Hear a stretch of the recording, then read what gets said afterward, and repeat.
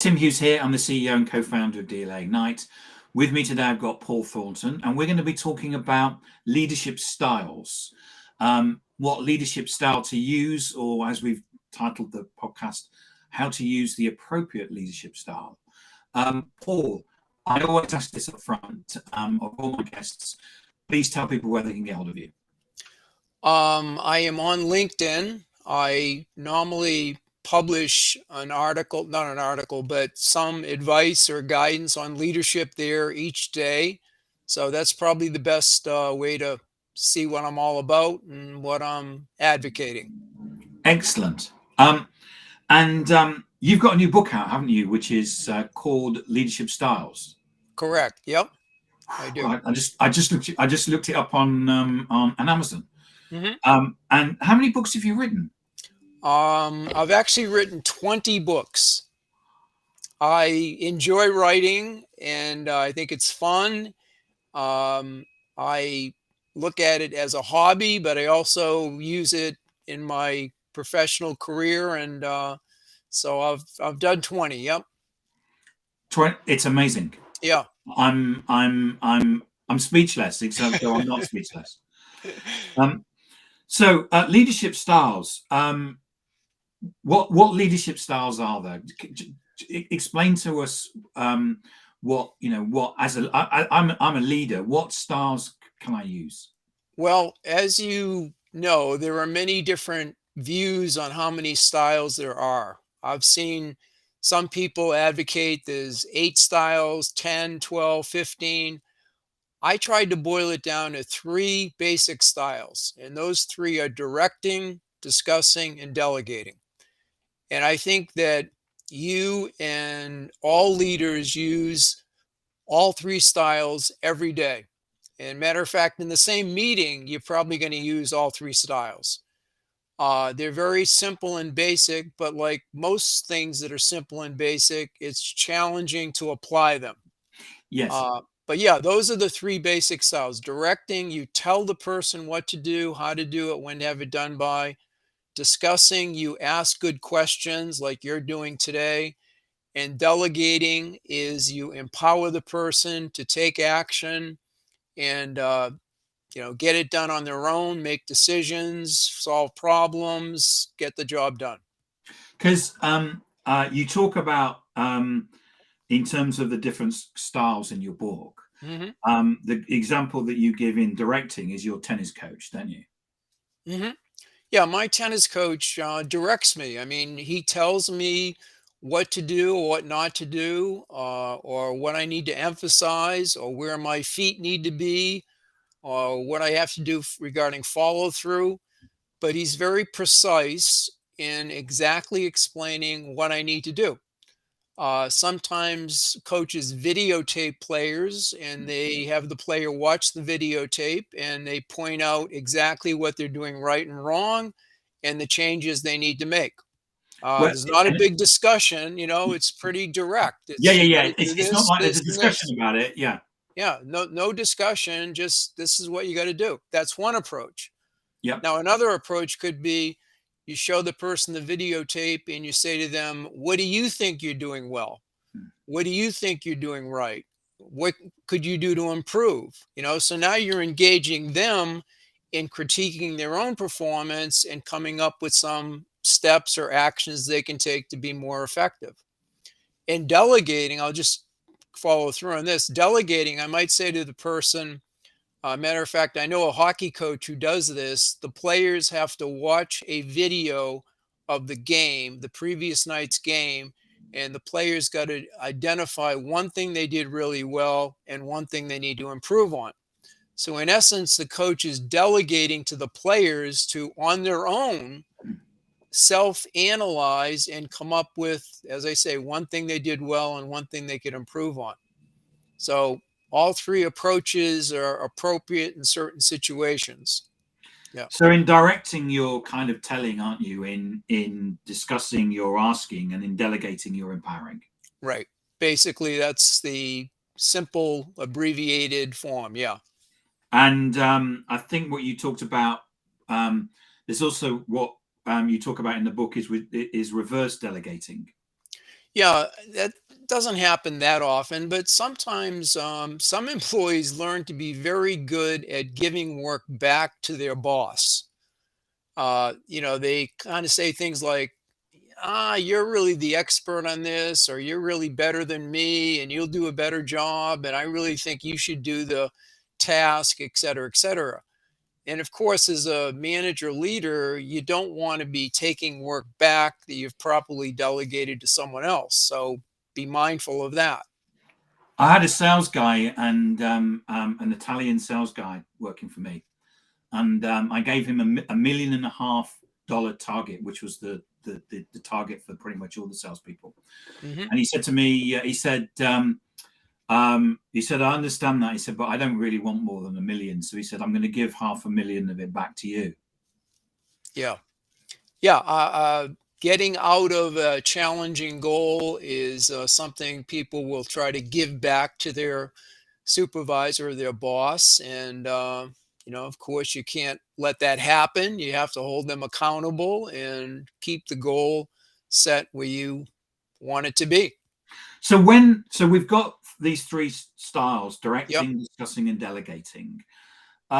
When do you think, when's the best time to use them? Well, if a person has no experience, they've never done the task, they're clueless, they need and want direction, so a directing style would be appropriate.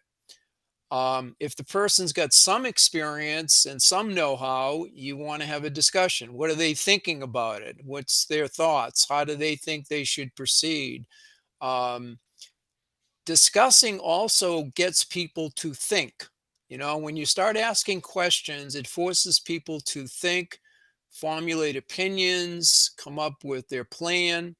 So you're helping them think through the goal, the plan, the approach, what they're going to do. So you'd use it there.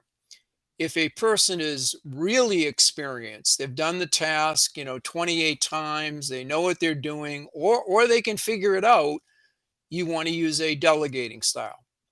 And using each style also helps the people or person learn certain things. When I direct, the person's learning to listen, to ask questions if they don't understand something. They're maybe taking notes on what I'm telling them to do. And they're also learning to meet deadlines because part of directing is giving a deadline. As I said with discussing, they're learning to think and collaborate and build on the ideas of others and things like that. When I delegate, they're learning to be independent. They're learning to think through issues on their own and get the job done.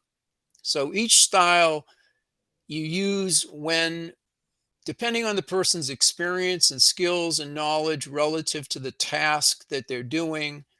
And each style also leads to them learning certain things, which is a good thing. Yeah. Yeah, in your book, you talk about you've got this. I love the way you structure it, which is, here is the detail, but then you have the interviews, and there's one Hmm. particular interview that you do with a fire Hmm. a leader in a fire and Right. fireman, yeah, and Yeah. and he talks or she talks about how, in certain instances, especially when they're operative in a fire, they're Hmm. very that you do this. Right. Yeah. And also, but there's other times when outside of the fire, when they will discuss things, Right. and he talks about how he actually uses the different styles in different parts, which Hmm. is, we quite often we use we used the sports analogy earlier on, and it's a very Hmm. common one, but actually thinking about it from a fire um, Hmm. fireman or firewoman's perspective Yep. is I like that. Yeah.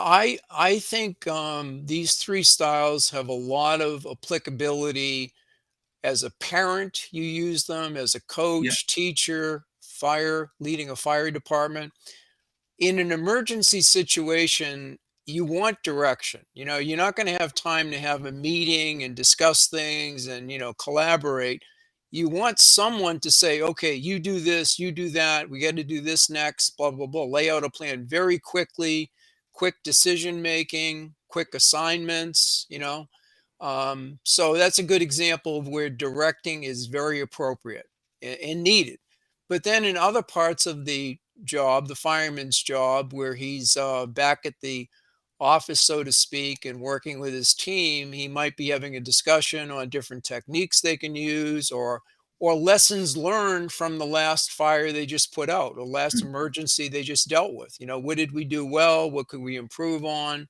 So it's more of a discussion. So it varies. So, explain the three approaches to communication to the three styles. Well, if I'm directing, it's pretty much one way, right? I'm telling the person, I want them to listen. I want them to ask questions if they don't understand something, but pretty much one way. Discussing, I'm having a two-way conversation. I'm really getting them to comment on what they think the goal should be, the plan should be, the problem is, etc. When I delegate the task, I might direct them and tell them what the task is, or I might discuss what the task with them, what they think the task should be. But how to do it, I'm leaving that up to them. I want them to figure out how to do it. So with delegating, sometimes there's not a lot of discussion. I had a boss that used to say to me things like, just please handle this or take care of this. That was his way of delegating. He wanted me to look into it and figure out what the problem was and solve it, get it done. So that's kind of the different approaches to communicating that you'd use. You talk in the book about summarizing and testing the transfer as well, don't you? So, hmm explain that. Yeah, when you're directing someone, you're giving them precise instructions of what you want them to do. Now, some people don't listen that well and they nod their head and Or we listen to what we want to listen to, don't oh we? yeah, selective listening. Yeah. So a technique I use and people can use is test the transfer, which simply means asking the person to summarize or explain the steps they're going to take to get the job done. Make sure they're clear, make sure they've been listening, and make sure they understand the actions and steps they're going to take. So it's a good way to test, were they listening? Yeah, I think the summarization and the Mm, testing, I think, is so important, isn't it? Because yeah. um, I know the first board meeting I had when I set up this company, our chairman basically described about psychological contracts that you have with people, hmm which is when you talk to somebody and you say something that hmm they hear something different, mm which hmm is why you always get that situation where in an organization where someone resigns and you say, well, I don't get this, but people resign and then they say, you said that if I worked hard, you'd make me sales manager. hmm He said, and then, but the leader says, because they have a different definition of what working hard is, hmm well, you didn't work hard.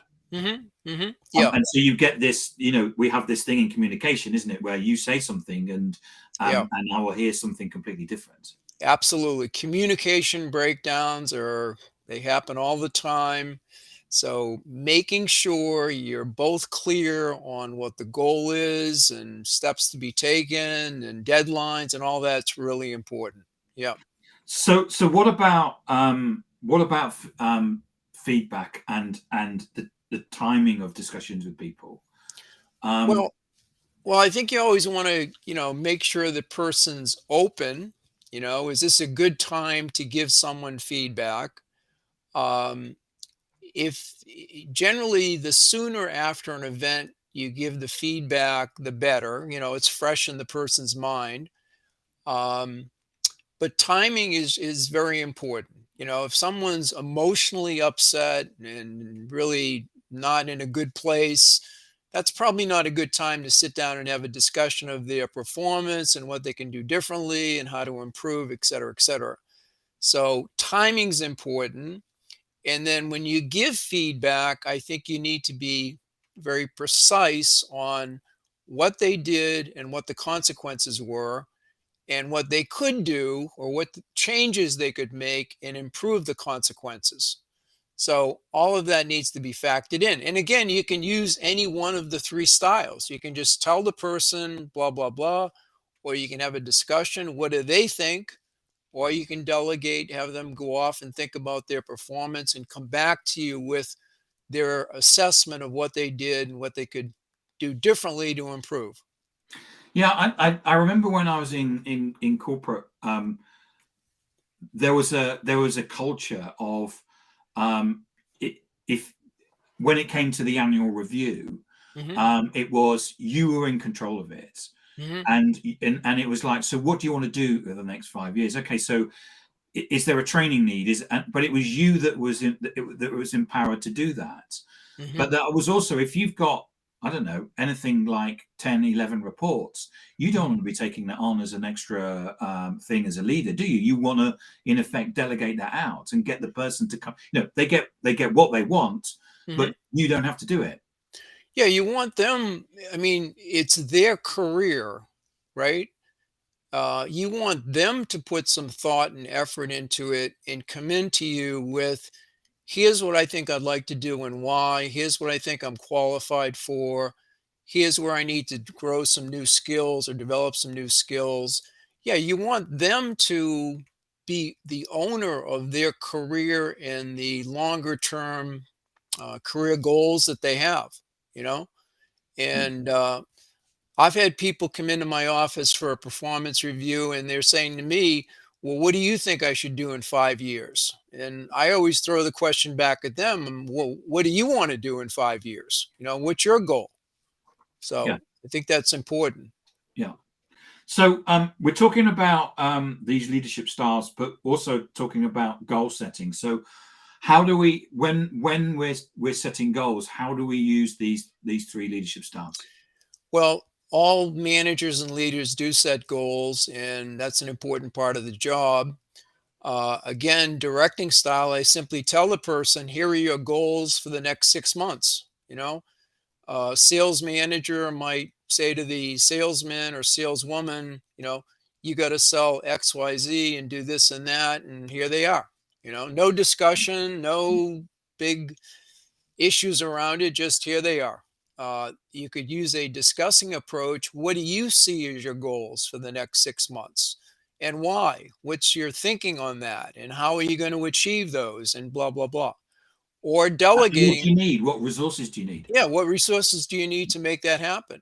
Mm. Or delegating, you say to the person, I want you to take the next 2 days and think about what your goals are going to be, or what you're willing to sign up for goal wise for the next 6 months, and come back to me in 2 days and we'll have a discussion of what you come up with. Mm. Here, you want the person on their own to think through and analyze and look at all the factors and the obstacles and positive things that are happening and come up with their goals. Mm. So again, different approaches, but coming up with the end result of getting clarity around the goals. And the goals should be specific and measurable and those types of things as well. Yes. Yeah. So what really to finish this off, conflict, and how do you resolve conflict, and how do you deal with it? Yeah. Well, conflicts happen, right? They're part of life and part of the business world. And in a conflict situation, if you're the manager or leader, um, you can basically bring the people into your office that are having a conflict and you can tell them what they need to do. These are the rules, these are what you need to follow. No shouting, no yelling. You need to listen to each other, blah, blah, blah. Or you can bring them in one at a time and have a discussion. What's going on? How do you see it? Bring them in separately, then bring them in together. Or I know of one case where a president had two VPs that were constantly in conflict. And he said to the two VPs, you two are great running your function, but you're not very good working together.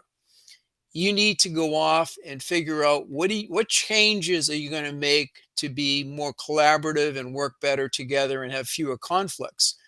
And if you can't come up with a way to figure it out, you're both fired. Okay. So that kind of motivated them to go off and come up with That's kind a of way to work together, you it's know? kind of delegating with a sort of like a flick of a directing in the tail, isn't it? It's delegating with a severe consequence if they don't work it out. Hmm. So it worked out, and they got along much better, and there were much fewer conflicts, and things were good. So I think the bottom line for me is each style is appropriate in certain situations, and you as leader need to diagnose the situation and determine what's going to be most helpful for the people involved in this situation. Hmm. And you got to be flexible and adaptable and adjust, and use all three styles. And there's some issues around each one too. Sometimes we delegate too much to that person who we think's going to do a great job, but we know is going to do a great job. So we over delegate to some people and under delegate to other people. I'm a massive delegator. Yeah, well, Massive that's a good. delegator. Being a good delegate is a great leadership trait to have. Many people go the other way; they're not very good at it. They want to hold on to everything and be involved in every decision and every issue, and that's not good. I did a leadership course when I was in corporate. Hmm. Very good one. And one of the you're in a group of 20 people, and one of the people, it's the introduction, and you're getting to know each other. Hmm. And this person said, I want to move into leadership, but my manager at the moment is terrible delegator. Doesn't pass anything on to me. And Hmm. okay, right, fine. And then what happens is, as you go through the course, what happens is that you do tasks, which are usually putting marbles down, but what you've got to do is work as a team and build Hmm. things and stuff. And of course, what happens as you go along, there's the first task you can kind of work as a team, but you're individuals. Hmm. And then the next task is you actually have to delegate. And this person was given the job of you're the team leader. This is the task you've got to do, and you couldn't do it without delegating. And he Hmm. couldn't delegate.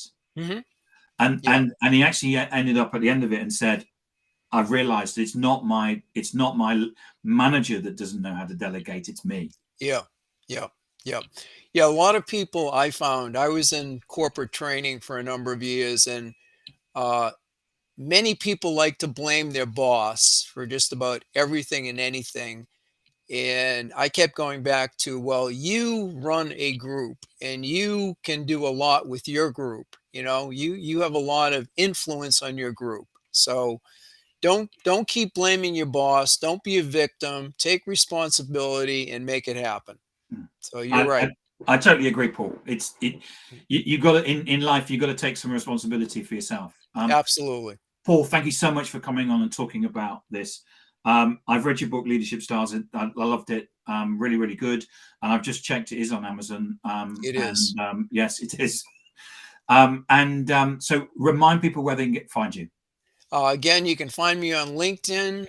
I write comments, quotes, articles quite often there. So that's a good spot. I've written a number of books that are on Amazon, but my latest one is Leadership Styles. And I'm a big believer in these three styles, and I think they will really, really, really help you be a more effective and efficient leader. So check it out. And as I said, there's loads of you've interviewed a whole bunch of Hmm. leaders, sports leaders, Yep. grandparents, and Parents. Yep. and it really brings it alive when Yep. you've got those interviews, and that Hmm. they talk about the experiences. There's one grandparent that says that I use this one style for the 4-year-old, this one Hmm. style for the 6-year-old, Yep. and this one style for the 12-year-old. So Yep. Yep. And that grandparent happens to be my wife, who I right. get to observe her using different styles with our grandkids. We have 5 grandsons, so lots of opportunities to apply different styles to I'm different sure. situations. Yeah. I'm So, sure. Paul, thank you so much for coming on, and thank you so much for spending the time with us today. Thanks, Tim. I greatly appreciate the discussion. And You're welcome. And thank thanks, you. Howard, for listening in as well. Edward, Thank sorry, I'm doing too many things at the same time. you. Got to Thanks, Edward. delegate more. Yeah, yes, absolutely.